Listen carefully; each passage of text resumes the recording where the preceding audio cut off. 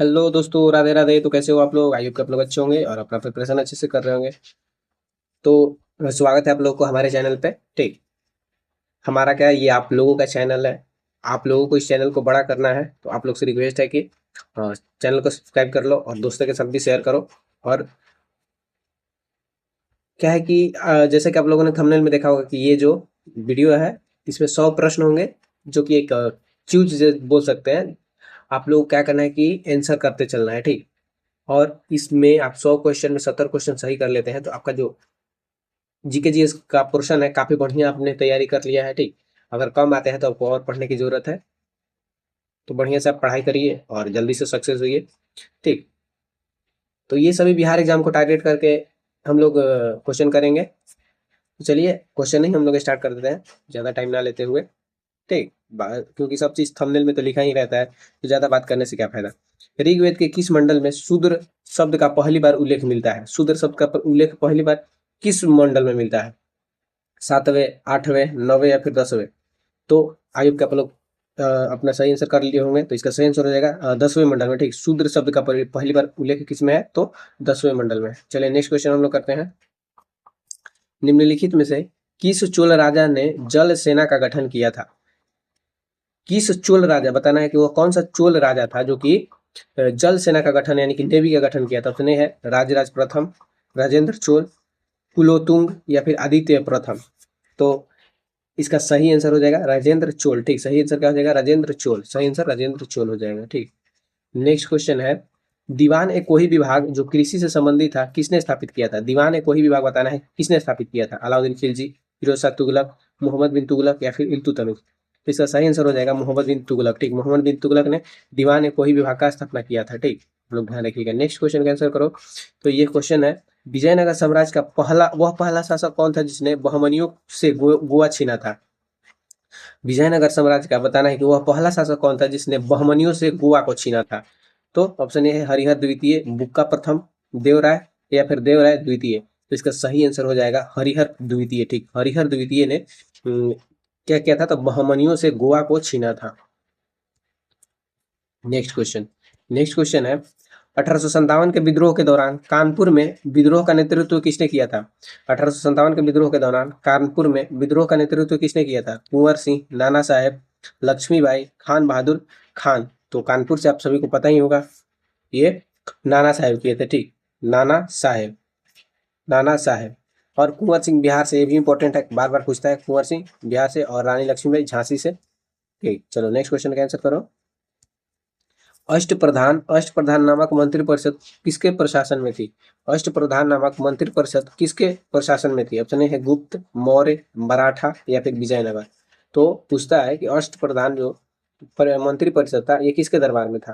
तो इसका सही आंसर हो जाएगा मराठा, यानी कि शिवाजी के दरबार में अष्टप्रधान यानी कि 8 मंत्रियों का एक परिषद था। नेक्स्ट क्वेश्चन है, निम्नलिखित में से किस संधि के द्वारा प्रथम एंग्लो मैसूर युद्ध समाप्त हुआ था? किस संधि के द्वारा, बताना है किस संधि के द्वारा प्रथम एंग्लो मैसूर युद्ध समाप्त हुआ था? एंग्लो मैसूर युद्ध समाप्त हुआ था, तो इसका सही आंसर बताइए। मंगलोर की संधि, मद्रास की संधि, श्रीरंगपट्टनम की संधि या फिर पांडिचेरी की संधि? तो इसका सही आंसर हो जाएगा मद्रास की संधि। ठीक, मद्रास के संधि के द्वारा क्या हुआ था? तो एंग्लो मैसूर युद्ध समाप्त हुआ था। एंग्लो मैसूर युद्ध समाप्त हुआ था। नेक्स्ट क्वेश्चन है, गदर पार्टी की स्थापना 1913 में कहाँ की गई थी? गदर पार्टी की स्थापना 1913 में कहाँ की गई थी? ऑप्शन ए है बर्लिन, टोक्यो, सैन फ्रांसिस्को या फिर लंदन। तो गदर पार्टी की स्थापना 1913 में लाला हरदयाल ने किया था सैन फ्रांसिस्को, जो कि अमेरिका में है। ठीक, 1913 में लाला हरदयाल द्वारा स्थापित किया गया था गदर पार्टी।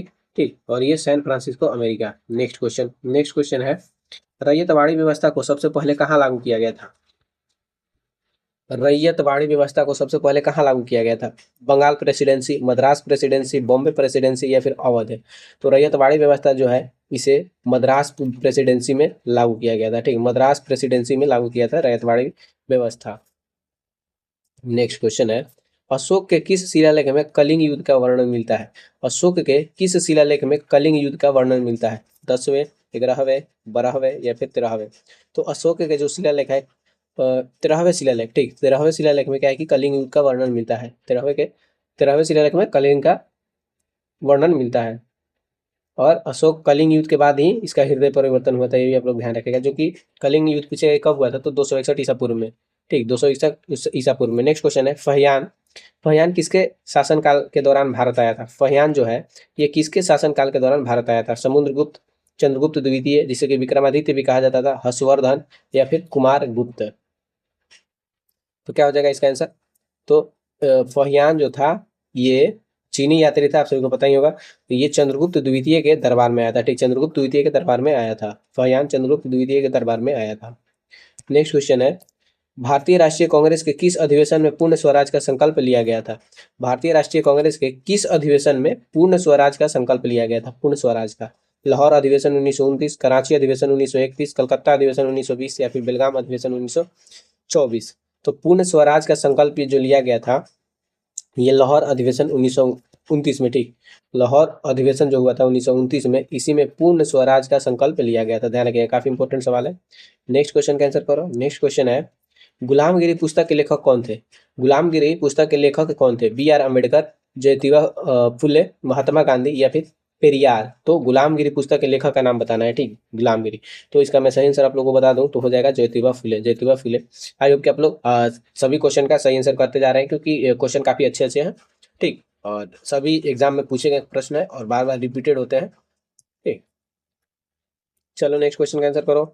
किस मुगल बादशाह को जिंदा पीर कहा जाता था? जिंदा पीर, बताओ जिंदा पीर किसे कहा जाता था? अकबर, शाहजहां, जहांगीर, या फिर औरंगजेब? तो जिंदा पीर किसे कहा जाता था? तो ये औरंगजेब को कहा जाता है। ठीक, जिंदा पीर औरंगजेब को कहा जाता था, ध्यान रखना। नेक्स्ट क्वेश्चन है प्रसिद्ध विरूपाक्ष मंदिर कहाँ स्थित है? प्रसिद्ध विरूपाक्ष मंदिर कहाँ स्थित है? भद्राचलम, चिदम्बरम, हम्पी, या फिर श्रीकालहस्ती? तो विरूपाक्ष मंदिर कहाँ स्थित है? तो जो ये विरूपाक्ष मंदिर है ये कर्नाटक के हम्पी में है। ठीक, विरूपाक्ष मंदिर, ध्यान रखिएगा, विरूपाक्ष मंदिर कर्नाटक हम्पी में है। कर्नाटक हम्पी में विरूपाक्ष मंदिर, कर्नाटक हम्पी। नेक्स्ट क्वेश्चन है 1905 में सर्वेंट ऑफ इंडिया सोसाइटी की स्थापना किसने की थी? सर्वेंट ऑफ इंडिया सोसाइटी की स्थापना किसने की थी? लाला लाजपत राय, गोपाल कृष्ण गोखले, बाल गंगाधर तिलक, चित्तरंजन दास? तो 1905 में सर्वेंट ऑफ इंडिया सोसाइटी की स्थापना किसने की थी? तो ये गोपाल कृष्ण गोखले ने किया था। ठीक, गोपाल कृष्ण गोखले ने 1905 में सर्वेंट ऑफ इंडिया सोसाइटी की स्थापना किया था। नेक्स्ट क्वेश्चन है संगम युग में पुहार पुहार शहर किसके द्वारा बसाया गया था? संगम युग में पुहार शहर जो है ये किसके द्वारा बसाया गया था? करिकाल, सेंग सेंगटुवन, नेडू नेंदू जेलियन, या फिर इलारा?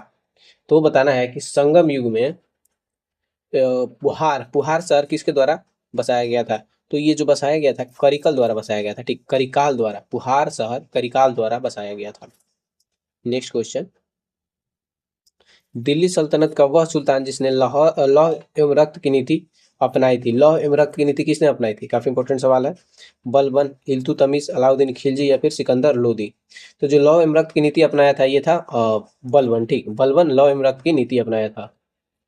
नेक्स्ट क्वेश्चन है महात्मा गांधी ने केवल एक बार कांग्रेस अधिवेशन की अध्यक्षता की थी, वह कहाँ हुआ था? महात्मा गांधी ने मात्र एक बार ही कांग्रेस का अधिवेशन की अध्यक्षता किया था, वो कहाँ हुआ था? ऑप्शन ए है कानपुर, बेलगाम, नागपुर, या फिर हरिपुरा? तो जो गांधी जी ने अध्यक्षता किया था जिस कांग्रेस अधिवेशन का, वह अधिवेशन हुआ था बेलगाम में। ठीक, ध्यान रखिएगा, बेलगाम अधिवेशन हुआ था। नेक्स्ट क्वेश्चन है विक्रमशिला विश्वविद्यालय की स्थापना किस शासक ने की थी? विक्रमशिला विश्वविद्यालय की स्थापना किस शासक ने की थी? देवपाल, धर्मपाल, गोपाल, या फिर कुमार गुप्त? तो विक्रमशिला विश्वविद्यालय की जो स्थापना किया था ये धर्मपाल ने किया था। विक्रमशिला विश्वविद्यालय कहाँ पर है? तो ये भागलपुर बिहार में है। ठीक, भागलपुर बिहार में है विक्रमशिला विश्वविद्यालय। नेक्स्ट क्वेश्चन का आंसर करना है। नेक्स्ट क्वेश्चन है कि भारतीय संविधान की प्रस्तावना में समाजवादी और धर्मनिरपेक्ष शब्द किस संशोधन के द्वारा जोड़ा गया था? भारतीय संविधान में आप सभी को पता ही होगा कि प्रस्तावना में मात्र अभी तक एक ही बार संशोधन हुआ है, तो उसमें समाजवादी और धर्मनिरपेक्ष शब्द जोड़ा गया था। ये किस संशोधन द्वारा जोड़ा गया था? ऑप्शन है 44वां संशोधन, 42वां संशोधन, 73वां संशोधन, या फिर 86वां संशोधन? तो इसका सही आंसर हो जाएगा 42वां संशोधन। ठीक, 42वां संशोधन पीछे कब हुआ था? तो 1976 में। ठीक, 1976 में हुआ था 42वां संविधान संशोधन। नेक्स्ट क्वेश्चन है संसद के दोनों सदनों की संयुक्त बैठक की अध्यक्षता कौन करता है? संसद के दोनों सदनों की संयुक्त बैठक की अध्यक्षता कौन करता है? राष्ट्रपति, उपराष्ट्रपति, लोकसभा अध्यक्ष या फिर प्रधानमंत्री? तो संसद के दोनों सदनों का संयुक्त बैठक जो करता है, अध्यक्षता, हाँ ध्यान रखना है, अध्यक्षता ये करता है लोकसभा अध्यक्ष। ठीक, अध्यक्षता करता है लोकसभा अध्यक्ष, लेकिन पूछेगा कि संयुक्त बैठक कौन बुलाता है? ठीक, संयुक्त बैठक कौन बुलाता है? तो राष्ट्रपति बुलाता है। तो ये क्यों बुलाया जाता है? तो कोई विधेयक पर क्या होता है कि राज्यसभा और लोकसभा को लेकर विवाद होता है। जैसे कि मान लो कोई विधेयक पास हुआ, लोकसभा ने पास कर दिया लेकिन राज्यसभा पास नहीं कर रहा है, तो उस स्थिति में क्या किया जाता है कि संयुक्त बैठक बुलाया जाता है। और ये अनुच्छेद 108 के अंतर्गत पूछता है। संयुक्त बैठक जो है ये किस अनुच्छेद के अंतर्गत आता है? तो अनुच्छेद 108, ये तो ध्यान रखिएगा। नेक्स्ट क्वेश्चन है, किस अनुच्छेद के तहत राष्ट्रपति को क्षमादान की शक्ति प्राप्त है? किस अनुच्छेद के तहत राष्ट्रपति को क्षमादान की शक्ति प्राप्त है? अनुच्छेद 61, अनुच्छेद 72, अनुच्छेद 123, अनुच्छेद 352। तो क्षमादान शक्ति प्राप्त जो है ये अनुच्छेद 61 के तहत। ठीक, राष्ट्रपति को क्षमादान करने की शक्ति अनुच्छेद 61 में, अनुच्छेद 61 में है। नेक्स्ट क्वेश्चन है, निवारक निरोध के तहत एक व्यक्ति को बिना मुकदमे के अधिकतम कितने समय तक हिरासत में रखा जा सकता है? निवारक निरोध के तहत एक व्यक्ति को बिना मुकदमे के अधिकतम कितने समय तक हिरासत में रखा जा सकता है? 1 महीना, 2 महीना, 3 महीना या फिर 6 महीना? तो ये 3 महीने तक रखा जा सकता है। ठीक, बिना किसी मुकदमे के तहत, बिना किसी, मान लो कोई किसी को गिरफ्तार कर लिया जाता है, ठीक, तो पूरी जांच होगा कि ये अपराध किया है नहीं किया है। तो इस स्थिति में क्या होता है कि अपराधी को 3 महीने तक हिरासत में रखा जा सकता है। ठीक, अगर कोई अपराध नहीं भी किया हो तो, क्योंकि जांच की व्यवस्था है, जांच की बात है तो जांच करना पड़ता है।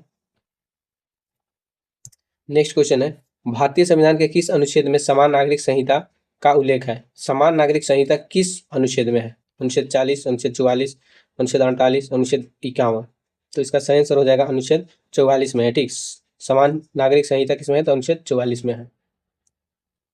नेक्स्ट क्वेश्चन, राज्यसभा का सदस्य बनने के लिए न्यूनतम आयु सीमा क्या है? राज्यसभा के सदस्य बनने के लिए न्यूनतम आयु सीमा क्या है? 25 वर्ष, 30 वर्ष, और 35 वर्ष या फिर 21 वर्ष? तो राज्यसभा सदस्य बनने की न्यूनतम आयु सीमा जो है ये 30 वर्ष है। ठीक, और लोकसभा का मात्र 25 वर्ष ही है। तो राज्यसभा को इसीलिए बुढ़ों का सदन भी कहा जाता है। ठीक, राज्यसभा को बुढ़ों का सदन भी कहा जाता है, और उच्च सदन भी कहा जाता है, और अस्थायी सदन भी कहा जाता है। तो इन सारी नामों से राज्यसभा को जाना जाता है। नेक्स्ट क्वेश्चन है, पंचायती राज को संवैधानिक दर्जा किस संशोधन अधिनियम द्वारा दिया गया था? पंचायती राज को संवैधानिक दर्जा किस संशोधन अधिनियम द्वारा दिया गया? 73वां संशोधन, 74वां संशोधन, 52वां संशोधन, 51वां संशोधन? तो इसका सही आंसर हो जाएगा 73वां संशोधन। ठीक, पंचायती राज को 73वां संशोधन द्वारा संवैधानिक दर्जा दिया गया था। ठीक, संवैधानिक दर्जा दिया गया था। नेक्स्ट क्वेश्चन,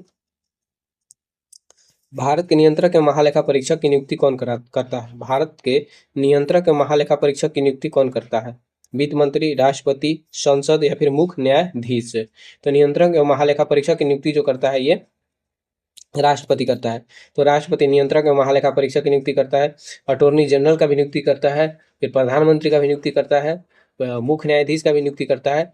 इन सभी का नियुक्ति कौन करता है? राष्ट्रपति करता है। तो ये सभी आप लोग ध्यान रखिएगा। नेक्स्ट क्वेश्चन है, किस वाद में सर्वोच्च न्यायालय ने मूल ढांचे का सिद्धांत दिया था? कहने का मतलब है मूल ढांचे, यानी कि मूल ढांचे का संबंध जो है ये संविधान से है। कहा गया था कि संविधान के मूल भाग में कोई परिवर्तन नहीं किया जा सकता है। मान लो कोई संशोधन किया जा रहा है संविधान में, तो उसमें पहले से जो लिखा हुआ है उसको खत्म नहीं करना है, नए शब्द जोड़ सकते हो। ठीक, तो यही है। तो ये जो ऑप्शन है गोलकनाथवाद, केशवानंद भारतीवाद, वाद का मतलब केस। ठीक, ऑप्शन सी है मिनर्वा मिल्स वाद, ऑप्शन डी है SR बेमई वाद।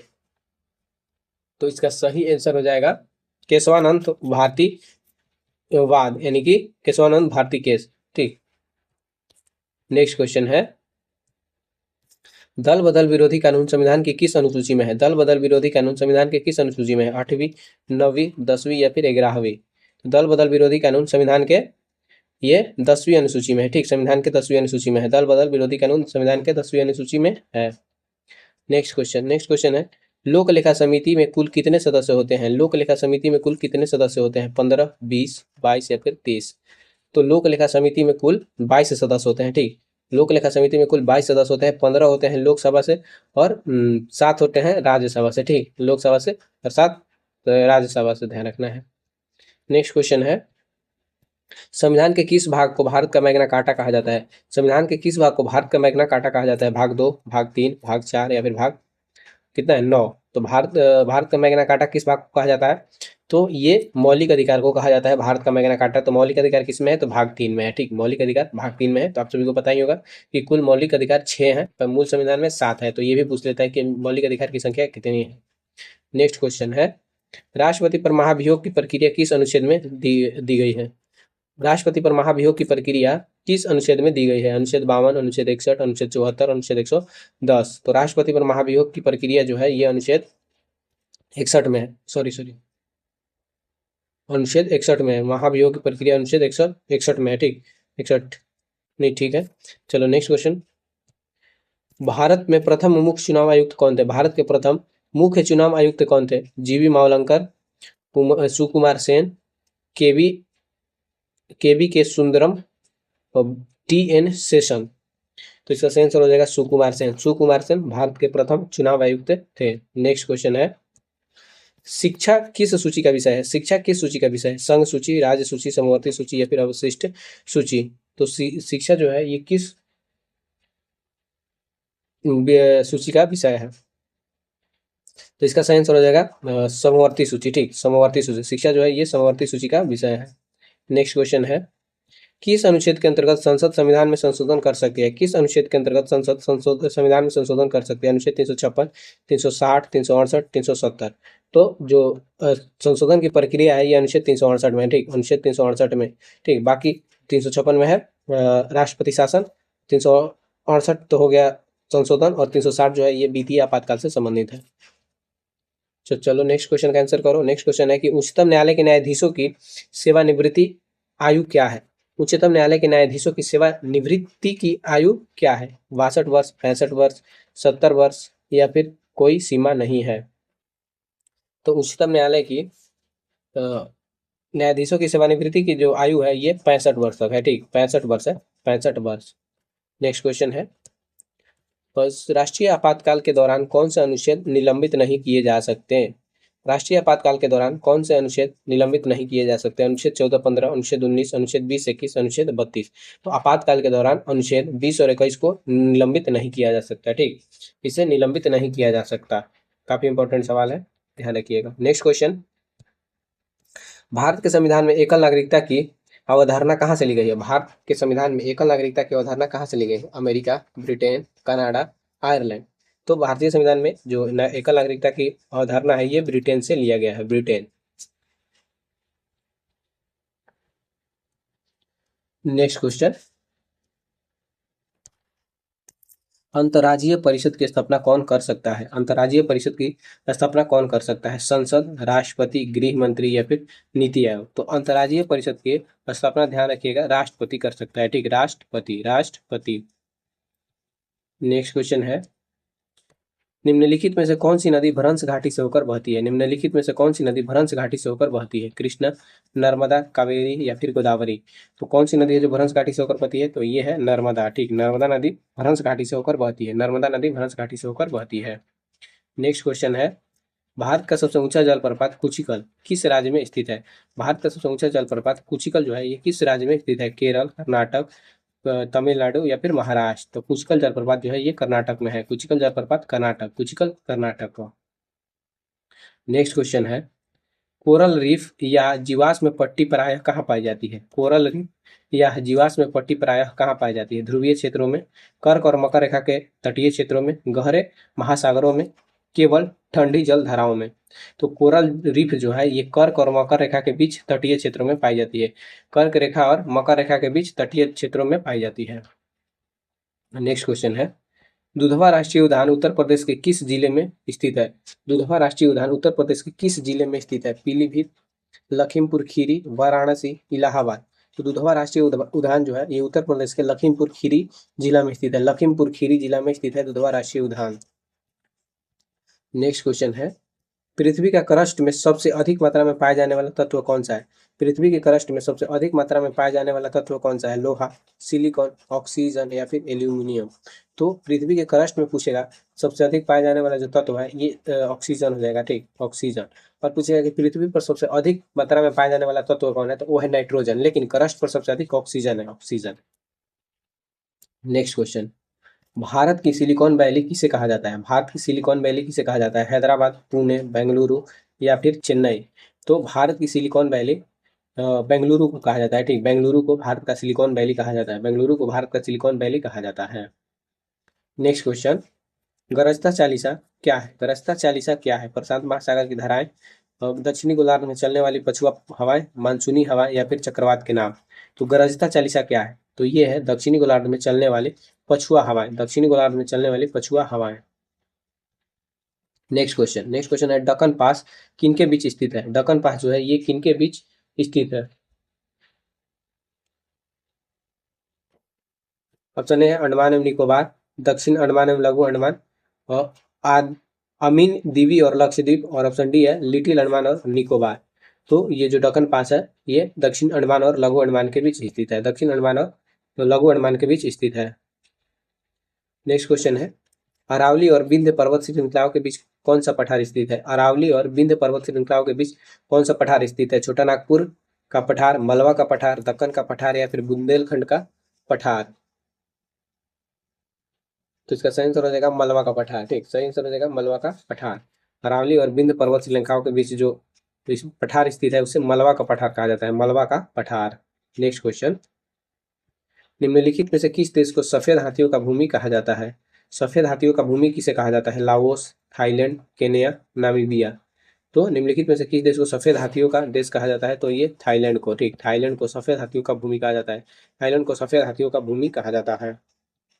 नेक्स्ट क्वेश्चन है इंद्रावती किसकी सहायक नदी है? इंद्रावती किसकी सहायक नदी है? कृष्णा, गोदावरी, कावेरी, महानदी। तो इंद्रावती किसकी सहायक नदी है? तो ये कावेरी की, सॉरी, गोदावरी की। इंद्रावती जो है ये गोदावरी की सहायक नदी है, गोदावरी की सहायक नदी है। नेक्स्ट क्वेश्चन है पेंगोंग झील कहाँ स्थित है? पेंगोंग झील कहाँ स्थित है? सिक्किम, लद्दाख, उत्तराखंड, हिमाचल प्रदेश। तो पेंगोंग झील बताना है कहाँ स्थित है।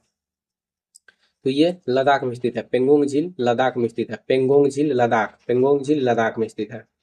नेक्स्ट क्वेश्चन, विश्व की सबसे बड़ी द्वीप कौन सी है? विश्व की सबसे बड़ी द्वीप कौन सी है? Madagascar, Greenland, Borneo, Sumatra. तो विश्व की सबसे बड़ी द्वीप है ग्रीनलैंड, ठीक, विश्व की सबसे बड़ी द्वीप ग्रीनलैंड है, विश्व की सबसे बड़ी द्वीप ग्रीनलैंड। नेक्स्ट क्वेश्चन है भारत में सर्वाधिक काली मिट्टी किस राज्य में पाई जाती है? भारत में सर्वाधिक काली मिट्टी किस राज्य में पाई जाती है? उत्तर प्रदेश, महाराष्ट्र, बिहार, पंजाब। तो भारत में सर्वाधिक काली मिट्टी महाराष्ट्र में पाई जाती है, ठीक, महाराष्ट्र में सर्वाधिक काली मिट्टी महाराष्ट्र में पाई जाती है। नेक्स्ट क्वेश्चन है बरमुंडा त्रिकोण किस महासागर में स्थित है? बरमुंडा त्रिकोण किस महासागर में स्थित है? उत्तरी अटलांटिक महासागर, दक्षिणी प्रशांत महासागर, हिंद महासागर, आर्कटिक महासागर। तो ये उत्तरी अटलांटिक महासागर में स्थित है, बरमुंडा त्रिकोण जो है ये उत्तरी अटलांटिक महासागर में है, उत्तरी अटलांटिक महासागर। नेक्स्ट क्वेश्चन है भारत का एकमात्र सक्रिय ज्वालामुखी बैरन द्वीप कहाँ है? भारत का एकमात्र सक्रिय ज्वालामुखी बैरन द्वीप कहाँ है? लक्षद्वीप, अंडमान द्वीप समूह, निकोबार द्वीप समूह, मिनी क्वाय। तो इसका सही आंसर हो जाएगा अंडमान द्वीप समूह, ठीक, अंडमान द्वीप समूह में कहाँ है, क्या है, तो बैरन द्वीप, बैरन द्वीप ज्वालामुखी है अंडमान द्वीप समूह में, अंडमान द्वीप समूह में। नेक्स्ट क्वेश्चन है सुएज नहर किन दो सागरों को जोड़ती है? सुएज नहर किन दो सागरों को जोड़ती है? ऑप्शन ए है लाल सागर और भूमध्य सागर, कैस्पियन सागर और काला सागर, लाल सागर और अरब सागर, काला सागर और भूमध्य सागर। इसका सही आंसर हो जाएगा लाल सागर और भूमध्य सागर। सुएज नहर लाल सागर और भूमध्य सागर को जोड़ती है, लाल सागर और भूमध्य सागर को जोड़ती है, सुएज नहर लाल सागर और भूमध्य सागर को जोड़ती है। नेक्स्ट क्वेश्चन है नीली क्रांति का संबंध किससे है? नीली क्रांति का संबंध किससे है? दूध उत्पादन, मत्स्य उत्पादन, तिलहन उत्पादन, उर्वरक उत्पादन। तो नीली क्रांति का संबंध ये मत्स्य उत्पादन से है, ठीक, नीली क्रांति का संबंध मत्स्य उत्पादन से है, मत्स्य उत्पादन से। नेक्स्ट क्वेश्चन है सौर मंडल का सबसे गर्म ग्रह कौन सा है? सौर मंडल का सबसे गर्म ग्रह कौन सा है? बुध, शुक्र, मंगल, बृहस्पति। तो इसका सही आंसर हो जाएगा शुक्र, ठीक। पूछेगा कि सूर्य का सबसे गर्म, सॉरी, सौर मंडल का सबसे गर्म ग्रह शुक्र जो है ये क्यों गर्म है? तो CO2 की अधिकता के कारण, ठीक, CO2 की अधिकता के कारण क्या है कि शुक्र जो है सबसे गर्म ग्रह है। नेक्स्ट क्वेश्चन है काजीरंगा पर्वत शिखर भारत के किस राज्य में स्थित है? कंचनजंगा कंचनजंगा पर्वत शिखर भारत के किस राज्य में स्थित है? उत्तराखंड, अरुणाचल प्रदेश, सिक्किम, असम। तो कंचनजंगा जो पर्वत शिखर है ये सिक्किम में है, ठीक। कंचनजंगा है जो सिक्किम में है, कंचनजंगा सिक्किम में है। नेक्स्ट क्वेश्चन है, भारत में वस्तु एवं सेवा कर जीएसटी कब लागू किया गया था? जीएसटी कब लागू किया गया? 1 अप्रैल 2017, 1 जनवरी 2017, 1 जुलाई 2017, 15 अगस्त 2017। तो भारत में जीएसटी जो लागू हुआ था ये 1 जुलाई 2017 को, 1 जुलाई 2017 को, जीएसटी 1 जुलाई 2017 को। नेक्स्ट क्वेश्चन है, सफेद क्रांति का जनक किसे माना जाता है? सफेद क्रांति का जनक किसे माना जाता है? M S Swaminathan, Verghese Kurien, Sam Pitroda, Baba Amte. तो श्वेत क्रांति यानी कि सफेद क्रांति का जनक जो है ये वर्गीज कुरियन है, ठीक, वर्गीज कुरियन, ठीक, वर्गीज कुरियन सफेद क्रांति। एम एस स्वामीनाथन जो है ये हरित क्रांति का जनक। भारत में जो पूछेगा कि हरित क्रांति का जनक कौन है तो M S Swaminathan. Next question है, भारतीय रिजर्व बैंक का राष्ट्रीयकरण किस वर्ष किया गया था? भारतीय रिजर्व बैंक आरबीआई का राष्ट्रीयकरण किस वर्ष किया गया था? 1935, 1947, 1949, 1950। तो भारतीय रिजर्व बैंक यानी कि आरबीआई का राष्ट्रीयकरण 1949 में हुआ था, ठीक, 1949 में आरबीआई का राष्ट्रीयकरण 1949 में हुआ था। नेक्स्ट क्वेश्चन है, लॉरेंज वक्र क्या दर्शाता है? लॉरेंज वक्र क्या दर्शाता है? मुद्रास्फीति दर, बेरोजगारी दर, आय वितरण या फिर प्रति व्यक्ति आय। तो लॉरेंज वक्र जो है ये आय वितरण को दर्शाता है, आय वितरण। लॉरेंज वक्र आय वितरण से संबंधित है, लॉरेंज वक्र आय वितरण, लॉरेंज वक्र आय वितरण से संबंधित है। नेक्स्ट क्वेश्चन है, भारत में गरीबी रेखा का निर्धारण करने वाला आधिकारिक निकाय कौन सा है? भारत में गरीबी रेखा का निर्धारण करने वाला आधिकारिक निकाय कौन सा है? वित्त आयोग, नीति आयोग, सांख्यिकी मंत्रालय, नमूना, राष्ट्रीय नमूना सर्वेक्षण। तो गरीबी रेखा निर्धारण करने वाला आधिकारिक निकाय कौन सा है? तो इसका सही उत्तर हो जाएगा सांख्यिकी मंत्रालय, ठीक, गरीबी रेखा निर्धारण करने वाला कौन है तो सांख्यिकी मंत्रालय।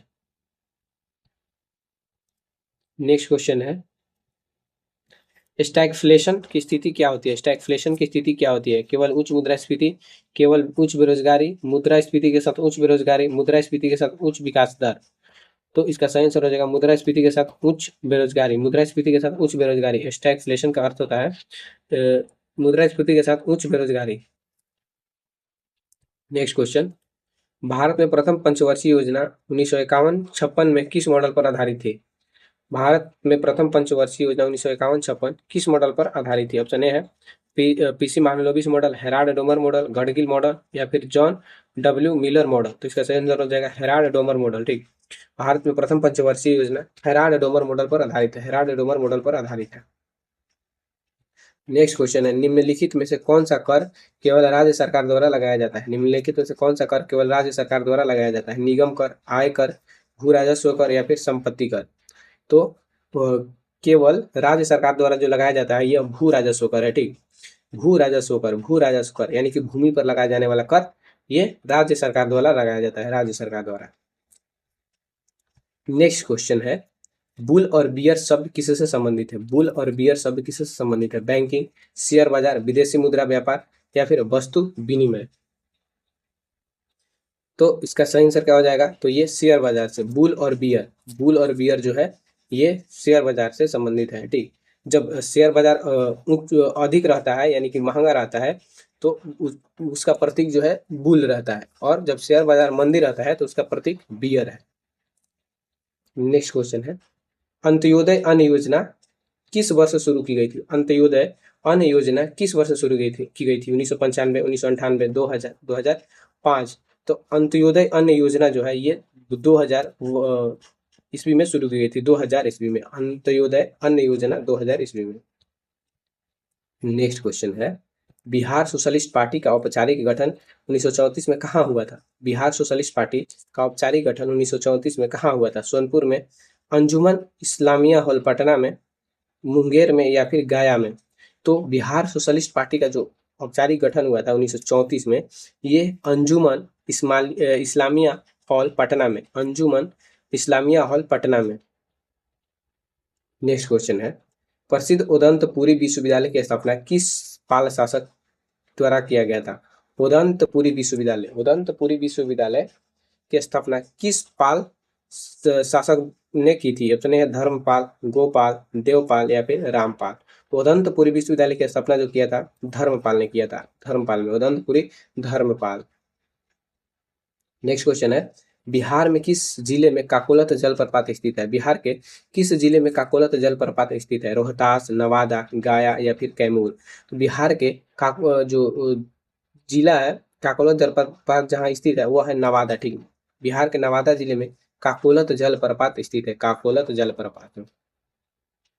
नेक्स्ट क्वेश्चन है, 1857 के विद्रोह के दौरान अंग्रेजों के खिलाफ छापामार युद्ध का नेतृत्व किसने किया था? 1857 के विद्रोह के दौरान अंग्रेजों के खिलाफ छापामार युद्ध का नेतृत्व किसने किया था? कुंवर सिंह, अमर सिंह, पीर अली या फिर हरे कृष्ण सिंह?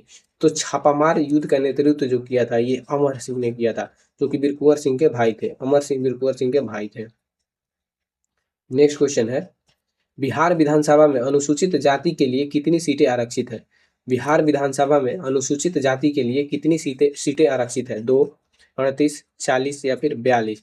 बिहार विधानसभा में अनुसूचित जाति के लिए 38 सीटें क्या है कि आरक्षित है। 38 सीटें आरक्षित है। नेक्स्ट क्वेश्चन है, बिहार का एकमात्र राष्ट्रीय उद्यान वाल्मीकि राष्ट्रीय उद्यान किस जिले में है? बिहार का एकमात्र राष्ट्रीय उद्यान वाल्मीकि राष्ट्रीय उद्यान किस जिले में है? पूर्वी चंपारण, पश्चिमी चंपारण, गया, बेगूसराय? जिसका सही आंसर हो जाएगा पश्चिमी चंपारण। ठीक, बिहार का एकमात्र राष्ट्रीय उद्यान पश्चिमी चंपारण में स्थित है। पश्चिमी चंपारण। नेक्स्ट क्वेश्चन है, बराबर की गुफाएं का निर्माण किस मौर्य सम्राट ने करवाया था? बराबर की गुफाओं का निर्माण किस मौर्य सम्राट ने करवाया था? चंद्रगुप्त मौर्य, अशोक, दशरथ मौर्य या फिर बिंदुसार? तो बराबर की गुफाएं का निर्माण किसने करवाया था? तो इसका सही आंसर हो जाएगा अशोक। ठीक, बराबर की गुफाओं का निर्माण अशोक ने करवाया था। बराबर की गुफाओं का निर्माण अशोक ने करवाया था। नेक्स्ट क्वेश्चन है, बिहार में तीनकठिया प्रथा के विरुद्ध चंपारण सत्याग्रह किस वर्ष हुआ था? बिहार में तीनकठिया प्रथा के विरुद्ध चंपारण सत्याग्रह किस वर्ष हुआ था? 1916, 1917, 1918, 1919? तो इसका सही आंसर हो जाएगा 1917। ठीक, तीनकठिया प्रथा के विरुद्ध चंपारण सत्याग्रह 1917 में हुआ था। 1917 में। नेक्स्ट क्वेश्चन है, क्षेत्रफल की दृष्टि से बिहार का सबसे छोटा जिला कौन सा है? क्षेत्रफल की दृष्टि से बिहार का सबसे छोटा जिला कौन सा है?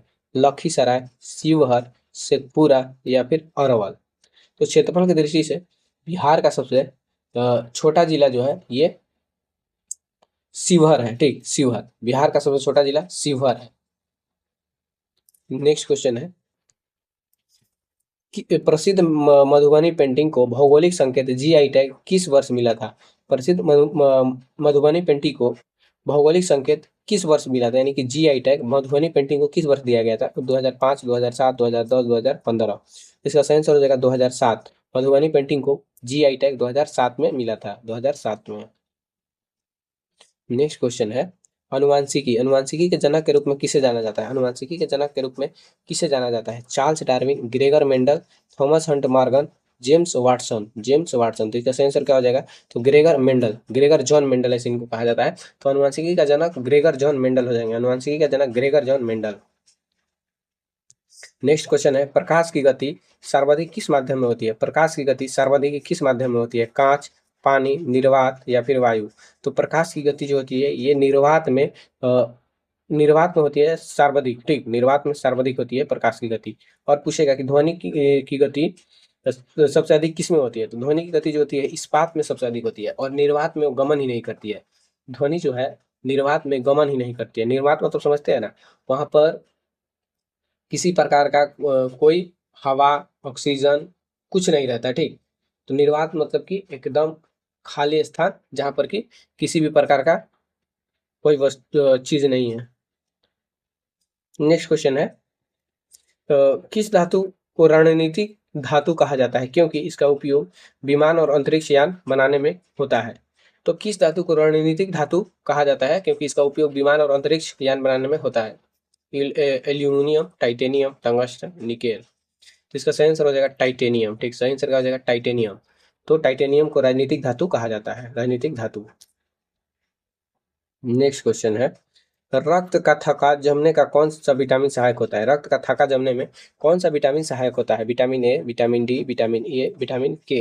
तो रक्त का थक्का बनाने में जो विटामिन सहायक होता है वो है विटामिन के। ठीक, विटामिन के जो होता है ये रक्त का थक्का जमाने में सहायक होता है।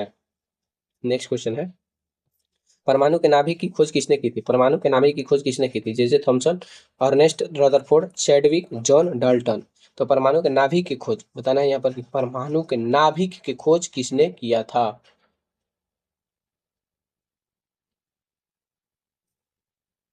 तो अर्नेस्ट रदरफोर्ड ने, ठीक। परमाणु के नाभिक की खोज अर्नेस्ट रदरफोर्ड ने किया था, अर्नेस्ट रदरफोर्ड ने किया था। नेक्स्ट क्वेश्चन है, भारी जल का रासायनिक सूत्र क्या है? भारी जल का रासायनिक सूत्र क्या है? H2O, D2O, H2O2 या फिर CO2? ये सभी ऐसे है, ठीक। थोड़ा वो टाइपिंग करने में वो वैसे ही लिखता ही है ये। तो D2O ये हो जाएगा H2O2 और ये CO2, ठीक। तो आप सभी को पता ही होगा कि भारी जल जो होता है ये D2O होता है। भारी जल का जो रासायनिक सूत्र होता है D2O होता है। नेक्स्ट क्वेश्चन है, मनुष्य के शरीर में इंसुलिन का स्राव कहाँ होती है? इंसुलिन का स्राव मनुष्य के शरीर में कहाँ होता है? यकृत, अग्नाशय, पित्ताशय, पीयूष ग्रंथि।